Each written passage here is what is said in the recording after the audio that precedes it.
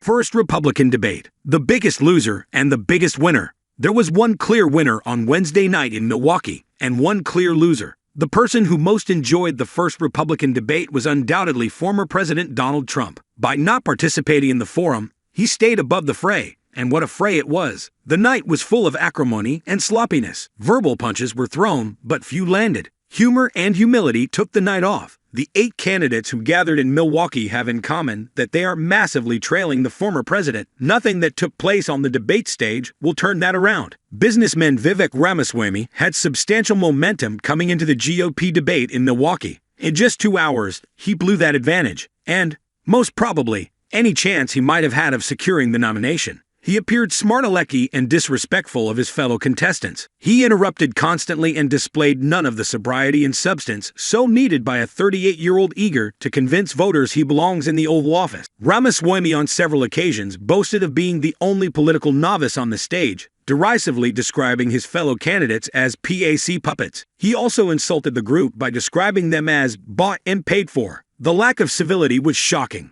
at odds with Ramaswamy's trademark sunniness. During the first break, he must have heard his attacks were not resonating with the audience, since he subsequently toned down the hubris. But the damage was done. Nikki Haley, as expected, went after Ramaswamy on numerous fronts, and especially on foreign policy, on the contest with Ukraine, and on other issues too. The former UN ambassador and South Carolina governor summoned facts and experience to lend her credibility. She was passionate, but not emotional, a difficult balance for female candidate. Similarly, she stood her ground but did not come across as harsh, another challenging dynamic for women in politics. If Ramaswamy was the biggest loser of the night, Haley was the biggest winner. Tough on national security and securing the border, smart about education. She was also the only candidate to stake out a winning position on abortion. Though she declares herself proudly pro-life, she also acknowledges that Republicans must respect the deeply personal nature of the issue and find a middle path. Haley laid out an approach that includes making contraception universally available, encouraging adoption, banning late-term abortions, and stopping the demonization of the issue.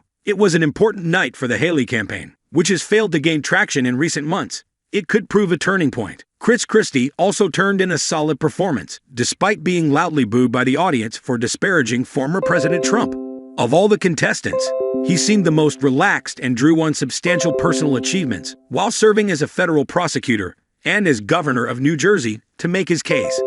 How hard and rare it is to unseat an incumbent Democrat, a feat he accomplished when he defeated John Corzine to become governor of New Jersey in 2009. As he recalled, the last Republican to beat an incumbent Democrat president was a governor of a blue state. That, of course, was Ronald Reagan, who beat Jimmy Carter in 1980. Still, the odds of Christie advancing in the race are slim. The vast majority of Republicans still support Trump, and Christie has made it clear that he is bitterly opposed to the former president's re-election. Indeed, with Trump now commanding a 40-point lead in the primary race, and enjoying widespread loyalty among Republicans, all candidates needed to break through and give voters a reason to choose them over the former president. No one achieved that kind of success on Wednesday night. The candidate who most needed a leap forward was Florida Gov. Ron DeSantis, whose campaign has been in free fall for weeks. Though the Florida governor made no drastic missteps, he looked awkward and uncomfortable. He failed to answer most of the questions directed to him, instead doggedly inserting pre-prepared sound bites that rarely met the moment. The worst moment for DeSantis came when the moderators asked the candidates to indicate whether they would support Trump for president